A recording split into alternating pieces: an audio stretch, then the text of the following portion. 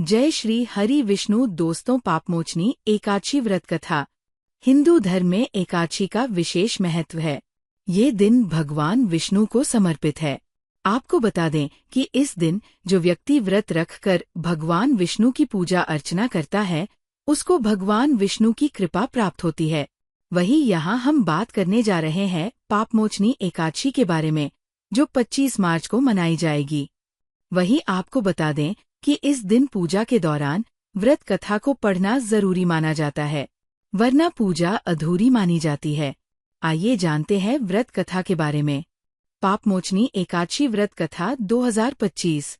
अर्जुन ने कहा, हे कमलनयन, मैं ज्यों-ज्यों एकादशियों के व्रतों की कथाएं सुन रहा हूँ, त्यों-त्यों अन्य एकादशियों के व्रतों की कथाएं सुनने की मेरी जिज्ञासा बढ़ती ही जा रही है।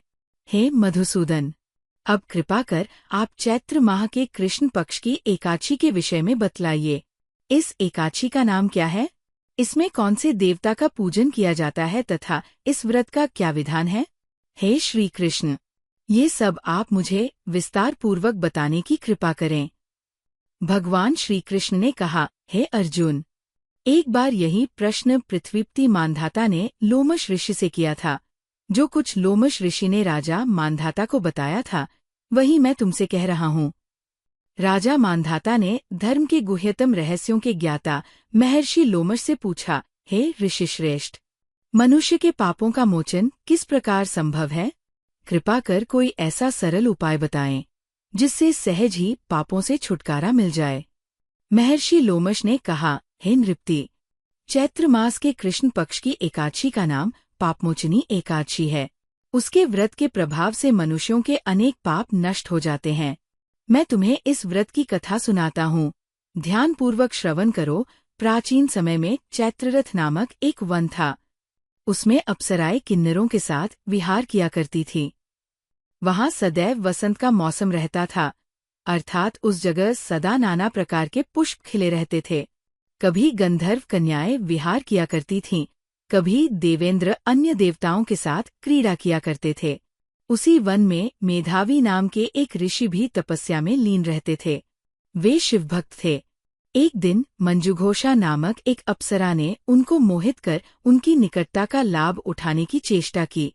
इसलिए वह कुछ दूरी पर बैठ वीणा बजाकर मधुर स्वर में गाने लगी। उसी समय शिवभक्त महर्षि मेधावी को कामदेव भी जीतने का प्रयास करने लगे। कामदेव ने उस सुंदर अप्सरा के भ्रू का धनुष बनाया, कटाक्ष को उसकी प्रत्यंचा बनाई और उसके नेत्रों को मंजुघोषा अप्सरा का सेनापति बनाया। इस तरह कामदेव अपने शत्रुभक्त को जीतने को तैयार हुआ। उस समय महर्षि मेधावी भी युवावस्था में थे और काफी हृष्टपुष्ट थे। उन्होंने यज्ञोपवीत तथा दंड धारण कर रखा था। वे दूसरे कामदेव के समान प्रतीत हो रहे थे। उस मुनि को देखकर कामदेव के वश में हुई मंजुघोषा ने धीरे धीरे मधुर वाणी से वीणा पर गायन शुरू किया, तो महर्षि मेधावी भी मंजुघोषा के मधुर गाने पर तथा उसके सौंदर्य पर मोहित हो गए। वह अप्सरा मेधावी मुनि को कामदेव से पीड़ित जानकर उनसे आलिंगन करने लगी। महर्षि मेधावी उसके सौंदर्य पर मोहित होकर शिव रहस्य को भूल गए और काम के वशीभूत होकर उसके साथ रमन करने लगे। काम के वशीभूत होने के कारण मुनि को उस समय दिन रात का कुछ भी ज्ञान न रहा और काफी समय तक वे रमन करते रहे। तदुपरांत मंजुघोषा उस मुनि से बोली, हे ऋषिवर, अब मुझे बहुत समय हो गया है, आथ स्वर्ग जाने की आज्ञा दीजिए। अप्सरा की बात सुनकर ऋषि ने कहा, हे मोहिनी, संध्या को तो आई हो, प्रातःकाल होने पर चली जाना। ऋषि के ऐसे वचनों को सुनकर अप्सरा उनके साथ रमन करने लगी। इसी प्रकार दोनों ने साथ साथ बहुत समय बिताया। मंजुघोषा ने एक दिन ऋषि से कहा, हे विप्र, अब आप मुझे स्वर्ग जाने की आज्ञा दीजिए। मुनि ने इस बार भी वही कहा, हे रूपसी, अभी ज्यादा समय व्यतीत नहीं हुआ है, कुछ समय और ठहरो। मुनि की बात सुन अप्सरा ने कहा, हे ऋषिवर, आपकी रात तो बहुत लंबी है। आप स्वयं ही सोचिए कि मुझे आपके पास आए कितना समय हो गया। अब और ज्यादा समय तक ठहरना क्या उचित है? अप्सरा की बात सुन मुनि को समय का बोध हुआ और वह गंभीरतापूर्वक विचार करने लगे। जब उन्हें समय का ज्ञान हुआ कि उन्हें रमन करते 57 57 वर्ष व्यतीत हो चुके हैं, तो उस अप्सरा को वह काल का रूप समझने लगे।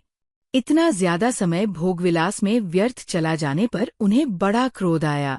अब वो भयंकर क्रोध में जलते हुए उस तप नाश करने वाली अप्सरा की तरफ भ्रिकुटी तानकर देखने लगे। क्रोध से उनके अधर कांपने लगे और इंद्रियां बेकाबू होने लगी। क्रोध से थरथराते स्वर में मुनि ने उस अप्सरा से कहा, मेरे तप को नष्ट करने वाली दुष्टा, तू महापापिन और बहुत ही दुराचारिणी है, तुझ पर धिक्कार है। अब तू मेरे श्राप से पिशाचिनी बन जा। मुनि के क्रोधयुक्त श्राप से वह अप्सरा पिशाचिनी बन गई। ये देख वह व्यथित होकर बोली, हे ऋषिवर, अब मुझ पर क्रोध त्याग कर प्रसन्न होइए और कृपा करके बताइए कि इस श्राप का निवारण किस प्रकार होगा। विद्वानों ने कहा है, साधुओं की संगत अच्छा फल देने वाली होती है, और आपके साथ तो मेरे बहुत वर्ष व्यतीत हुए हैं, अतः अब आप मुझ पर प्रसन्न हो जाइए, अन्यथा लोग कहेंगे कि एक पुण्य आत्मा के साथ रहने पर मंजुघोषा को पिशाचिनी बनना पड़ा। मंजुघोषा की बात सुनकर मुनि को अपने क्रोध पर अत्यंत ग्लानि हुई, साथ ही अपनी अपकीर्ति का भय भी हुआ। पिशाचिनी बनी मंजुघोषा से मुनि ने कहा, तूने मेरा बड़ा बुरा किया है, किंतु फिर भी मैं तुझे इस श्राप से मुक्ति का उपाय बतलाता हूँ। चैत्र मास के कृष्ण पक्ष की जो एकादशी है, उसका नाम पापमोचनी है। उस एकादशी का उपवास करने से तेरी पिशाचिनी की देह से मुक्ति हो जाएगी। ऐसा कहकर मुनि ने उसको व्रत का सब विधान समझा दिया। फिर अपने पापों का प्रायश्चित करने के लिए वे अपने पिता च्यवन ऋषि के पास गए। च्यवन ऋषि ने अपने पुत्र मेधावी को देखकर कहा, हे पुत्र, ऐसा क्या किया है तूने कि तेरे सभी तप नष्ट हो गए हैं, जिससे तुम्हारा समस्त तेज मलिन हो गया है। मेधावी मुनि ने लज्जा से अपना सिर झुकाकर कहा, पिताश्री, मैंने एक अप्सरा से रमन करके बहुत बड़ा पाप किया है। इसी पाप के कारण संभवतः मेरा सारा तेज और मेरे तप नष्ट हो गए हैं। कृपा करके आप इस पाप से छूटने का उपाय बतलाइए। ऋषि ने कहा, हे पुत्र, तुम चैत्र माह के कृष्ण पक्ष की पापमोचनी एकादशी का विधि तथा भक्तिपूर्वक उपवास करो, इससे तुम्हारे सभी पाप नष्ट हो जाएंगे। अपने पिता च्यवन ऋषि के वचनों को सुनकर मेधावी मुनि ने पापमोचनी एकादशी का विधिपूर्वक व्रत किया। उसके प्रभाव से उनके सभी पाप नष्ट हो गए। मंजुघोषा अप्सरा भी पापमोचनी एकादशी का उपवास करने से पिशाचिनी की देह से छूट गई और पुनः अपना सुंदर रूप धारण कर स्वर्गलोक चली गई। लोमश मुनि ने कहा, है राजन, इस पापमोचनी एकादशी के प्रभाव से समस्त पाप नष्ट हो जाते हैं।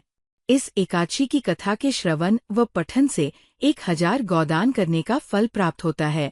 इस उपवास के करने से ब्रह्मा हत्या करने वाले, स्वर्ण चुराने वाले, मद्यपान करने वाले, अगम्यागमन करने वाले आदि भयंकर पाप भी नष्ट हो जाते हैं और अंत में स्वर्गलोक की प्राप्ति होती है। तो दोस्तों, आज के लिए इतना ही। वीडियो पसंद आया हो तो वीडियो को लाइक करे व चैनल को सब्सक्राइब भी कर ले। जय विष्णु भगवान।